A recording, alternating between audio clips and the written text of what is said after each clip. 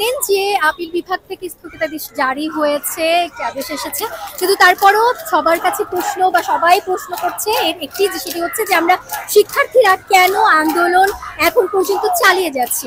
কিন্তু দেখুন 2018 সালের কথা আপনারা চিন্তা করুন, সেই জায়গা থেকে কিন্তু 2018 সালে নিভে গিয়েছিল, কিন্তু আজকে 2024-এ এসে কেন আজকে শিক্ষার্থীরা আবার মাঠে দাঁড়িয়েছে সেই প্রশ্নটা কিন্তু আপনাদের কাছেই আছে এবং সেটার উত্তরও কিন্তু আপনাদের কাছেই আছে।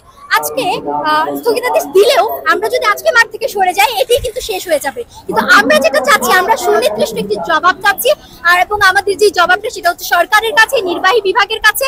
আমরা সংসদে আইন পাশের কথা বলেছি এবং সর্বোচ্চ আমরা বলেছি 5% কোটার কথা আমরা বলেছি, যেখানে সুবিধা বঞ্চিতরা রয়েছে, প্রতিবন্ধীরা রয়েছে। তো আমরা বারবার এক কথাই বলছি যে আমরা সমতা চাই এবং যারা পরিশ্রমী রয়েছে, যারা মেধাবী রয়েছে, যারা যারা অনেক বেশি কাজকর্ম করছে বা কর্মঠ যারা রয়েছে, এবং সবাই কিন্তু একটা জায়গায় আমরা সমতার কথা বলছি এবং সবাই সমতাই চাইছি আমরা।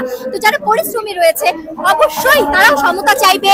তো সেই জায়গাটা থেকে আমাদের আজকের যে আন্দোলন, এবং আমরা যতক্ষণ না পর্যন্ত নির্বাহী বিভাগের কাছ থেকে কোনো রকম জবাবদিহি পাচ্ছি, আমরা ততক্ষণ পর্যন্ত আমাদের আন্দোলন চালিয়ে যাব এবং সাধারণ শিক্ষার্থীর যে আন্দোলন, এই আন্দোলন চলমান থাকবে। ধন্যবাদ।